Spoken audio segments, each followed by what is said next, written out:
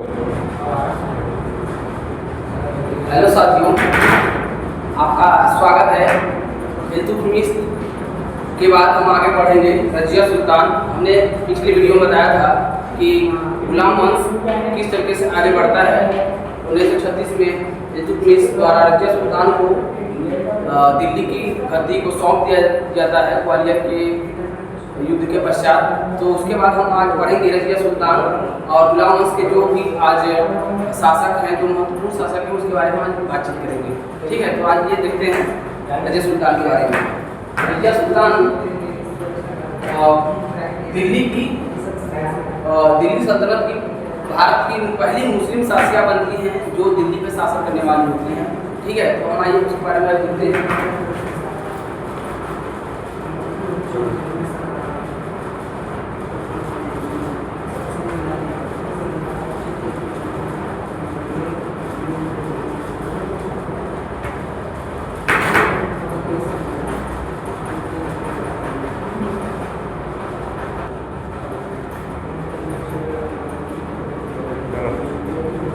तो आज रजिया सुल्तान के बारे में बात करते हैं। ठीक है, देखिए, इल्तुतमिश ने ग्वालियर की विजय के पश्चात रजिया को अपना अधिकार घोषित कर दिया और उसके बाद उसका सिक्का का नाम अंकित करवाता है। और रजिया इस मामले में पहली बार दिल्ली की जनता ने उसका अधिकार स्वयं निर्णय लिया, क्योंकि दिल्ली की जनता थी, उन्होंने स्वयं निर्णय लिया कि रजिया हमारे सुल्तान होंगे। ठीक है, उसके बाद रजिया का विरोध, लेकिन रजिया का जो विरोध करने वाले थे उसमें थे तुर्क अमीर निजाम उल मुल्क जुनैदी पहले आदमी। ठीक है, दूसरे मलिक अलाउद्दीन जानी, मलिक सरफुद्दीन कुची, कबीर अयाज खान। ये जो महत्वपूर्ण व्यक्ति थे, उन्होंने रजिया का गद्दी बैठना इनको स्वीकार नहीं था। ठीक है, उसके बाद लेकिन रजिया अपने आप को एक पुरुष मानती थी। उनके विरोध के पश्चात रजिया अपने आप को पुरुष मानने लगी। और मानने का मतलब यह है कि उनके पहनावा जो था पुरुषों की तरह उन्होंने पहनना शुरू किया और एक उन्होंने पर्दा प्रथा को त्याग किया। पर्दा प्रथा का उन्होंने रजिया ने त्याग किया और पुरुषों की तरह के समान कोट और जो लंबी सर से लेके एक लंबा कोट होता है उसको पहना और टोपी जो लंबी टोपी होती है उसको पहनकर दरबार में बैठने लगी और शासन का कार्य स्वयं संभालती थी। शासन का कार्य वो स्वयं संभालती थी। ठीक है, और जिससे कि वो अपने शासन को कमजोर नहीं करना चाहती थी। लेकिन उसके शासन काल के अंतिम समय में 1240 के आसपास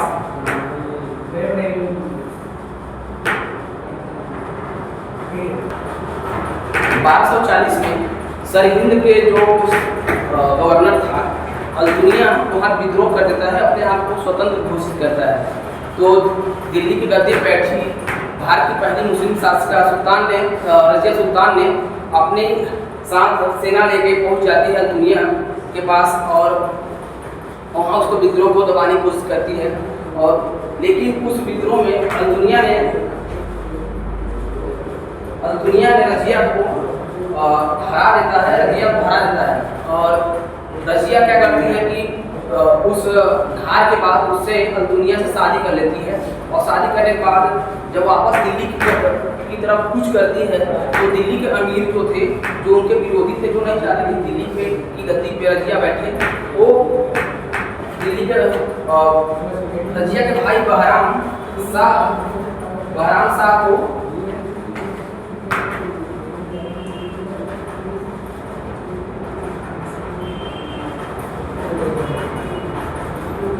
बहराम शाह को दिल्ली गद्दी बैठा देते हैं। और वहाँ पे जब आती है दिल्ली के पास तो बहराम शाह ने रजिया और उसके जो विवाह हुआ दुनिया को शादी विवाह उससे उसको हरा देते हैं और उसके बाद 40 में उसकी हत्या कर दी जाती है। उसके बाद दिल्ली गद्दी पे बहराम शाह बैठते हैं। और इसके बीच में एक इतिहासकार हैं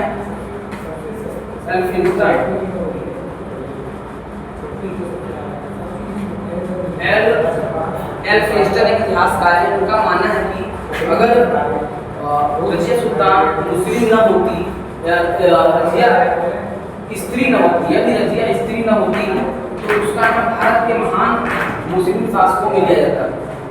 इसका यह मतलब है कि मुस्लिम जो शासका होना ठीक है, लेकिन उसका स्त्री होना ठीक नहीं था। अगर वो स्त्री न होती, एल्फिस्टन के अनुसार अगर वो स्त्री न होती तो भारत के महान शासका में गिना जाता उसको। ठीक है, उसके बाद हम देखते हैं आगे कि बहराम साहब 1240 से 1242 में बनता है। वो भी एक कमजोर शासक था और वहाँ के अमीरों का शासन उस पर चलता था और अमीर लोग ही दिल्ली पे शासन कर रहे थे। उनके लिए एक नवीन पद का शिलान्यास करता है नवाब के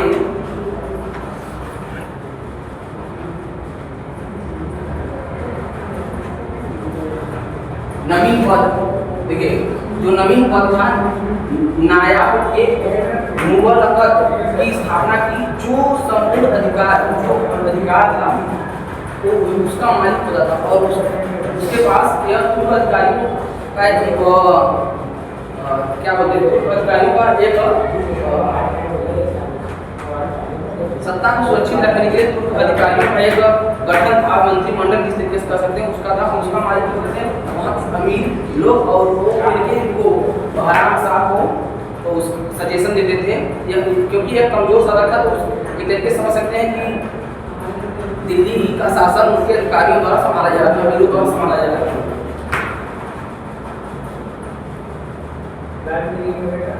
उसके बाद आते हैं अलाउद्दीन मसूद। अलाउद्दीन मसूद बनते हैं, ये भी एक कमजोर शासक होते हैं। 1242 से 1246 तक इनका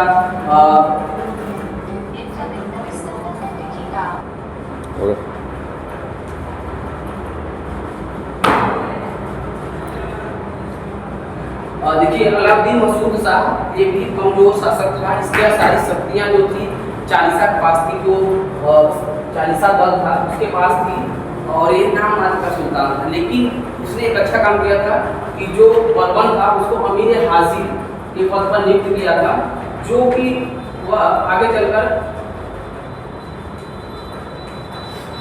अमीर हाजिर के पद पर नियुक्त किया था और धीरे धीरे अपनी शक्ति को बढ़ाना शुरू। इसी जगह से जो बलबन था अपनी शक्ति को बढ़ाता है और आगे चलकर एक गुलाम वंश का बहुत अच्छा शासक बनता है, जो कि गुलाम वंश बहुत अच्छे समय तक अधिक समय तक टिक पाता है। तो इसके बाद हम चलते हैं बलबन के पास। इसके बलबन ही एक महत्वपूर्ण शासक है जो गुलाम वंश के का माना जा सकता है कि सभी शासक जो हैं कमजोर हैं, उनके बारे में आवश्यक सारे प्रश्न पूछे नहीं जाते हैं। तो आप चले जाते हैं बलबन के पास।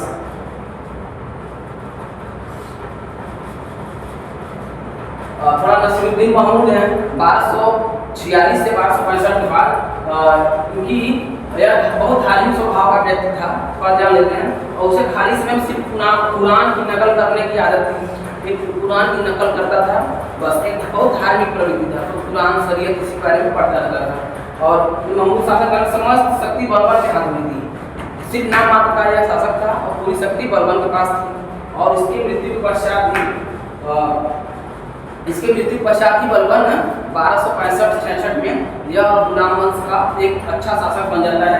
तो ठीक है, तो हम आते हैं बलबन के पास।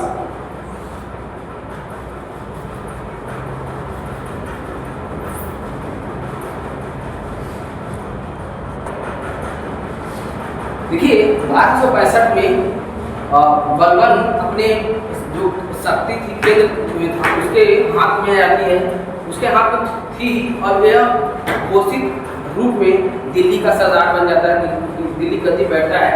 और उसने बहुत महत्वपूर्ण काम किए, बहुत महत्वपूर्ण मतलब कि इसने मतलब कि अपनी शक्ति को स्थापित करने के लिए इसने लॉ एंड रक्त की नीति, रक्त एवं लॉ की नीति अपनाई। देखिए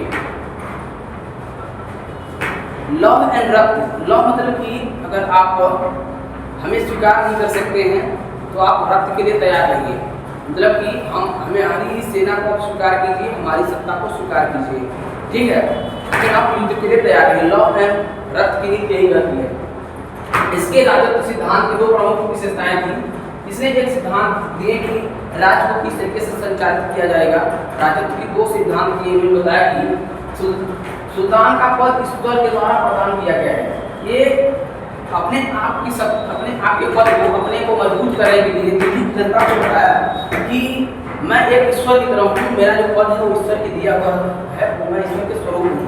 तो आप हमसे जिससे कि अपनी सत्ता को एक बढ़ा चढ़ा के बताने की जो बातें होती हैं कि भाई हम अपनी सत्ता अपनी शक्ति को बढ़ा चढ़ा बताएंगे, भगवान के स्वरूप बताएंगे, तो लोग हमारे ऊपर प्रश्न नहीं उठा पाएंगे। ठीक है, ये था। और इन्होंने बताया कि अगर वही शासन और वही सत्ता मजबूत होगी अगर राजा निरंकुश रहेगा। तो अगर चालीसा जो थी उसको हाथ में शक्ति दे दी जाएगी तो राजा के हाथ में कुछ नहीं रहेगा और सत्ता उसके अधिकारियों के पास रहेगी। लेकिन इन्होंने कहा कि राजा का सुल्तान का होना, निरंकुश होना अति आवश्यक है। ठीक है, और इसके अनुसार पृथ्वी पर जो ईश्वर का प्रतिनिधि है, जो सुल्तान है, उन्होंने कहा कि जो सुल्तान है ये ईश्वर पृथ्वी पर ईश्वर का प्रतिनिधि है। इसका स्थान केवल पैगंबर के बाद है। तरफ इसने कहा कि पैगंबर जो है हमारे, उनके बाद राजा का ही पृथ्वी पर स्थान होता है। ठीक है, और इसने चालीसा दल को खत्म कर दिया। ठीक है, जो चालीसा था उसको खत्म कर देता है और उसके लिए मंगोलों का मुकाबला करने के लिए एक सैन्य विभाग, इसके समय पे मंगोलों का आक्रमण शुरू हो गया था और एक उनसे लड़ने के लिए सैन्य विभाग दीवान-ए-अर्ज, देखिए सैन्य विभाग इम्पोर्टेंट है, दीवान-ए-अर्ज की स्थापना करता है। ठीक है, बलबन ने अपने फिरदौसी के साथ शाहनामा में वर्णित अफरासियाब वंशज का शासन को ईरानी दस के रूप में व्यवस्थित किया। ठीक है, देखिए सिजदा एंड पैबोस की शुरुआत इसने पहली बार अपने दरबार में शुरू किया था। सिजदा क्या होता है और क्या पैबोस क्या होता है, मैं आपको बताता हूँ। देखिए सिजदा एंड पैबोस होता है कि जब राजा के दरबार में रहता है, अगर कोई आता है मिलने उनसे, तो उनके राजा के समाज से झुकेगा और उसके पैर को छूएगा। एक पूरी जो प्रक्रिया है इसको बोलते हैं सिजदा एंड पैबोस। झुकना, सिजदा एंड पैबोस का मतलब होता है उसके पैरों में झुकना। ठीक है, जो एक ईरानी प्रथा थी इसने शुरू की। इसलिए नवरोज त्योहार, जो एक ईरानी त्योहार था नवरोज, उसको शुरुआत करता है। और कवि जो विख्यात कवि अमीर खुसरो, जिनका नाम तुर्की हिंद एवं अमीर हसन ने अपना साहित्यिक जीवन शाहजहां मोहम्मद के समय शुरू किया था। देखिए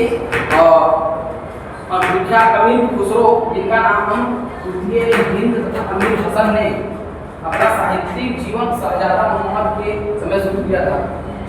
इनके समय में ही अमीर खुसरो आते हैं कि एक तरीके से समकालीन है, समझ सकते हैं।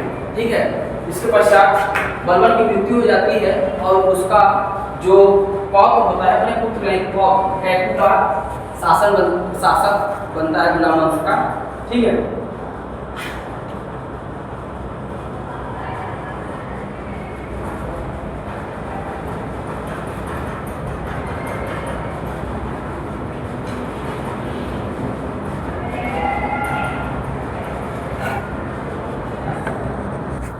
देखिए उसके बाद बलबन के बाद कैकूस का पौत्र जो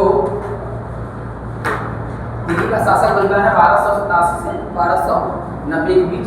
बलबन ने अपने पौत्र कैकू सराफ को अपना अधिकारी नियुक्त किया और दिल्ली के कोतवाल ने प्रयत्न कर कैकू राव को सुल्तान कर दिया और उगरा खा के पुत्र कैकू को सुल्तान बना दिया और ये 3 साल तक राज करता है। उसके बाद यह गुलाम वंश खत्म हो जाता है, क्योंकि जो खिलजी, देखिए जलालुद्दीन खिलजी जो था बाद की हत्या कर देता है 1290 में और एक नए वंश खिलजी वंश की स्थापना करता है। तो अगले वीडियो में हम आपको बताएंगे खिलजी वंश। ठीक है, धन्यवाद। हमारे चैनल को सब्सक्राइब करिए और ऐसे भी प्यार दीजिए। धन्यवाद।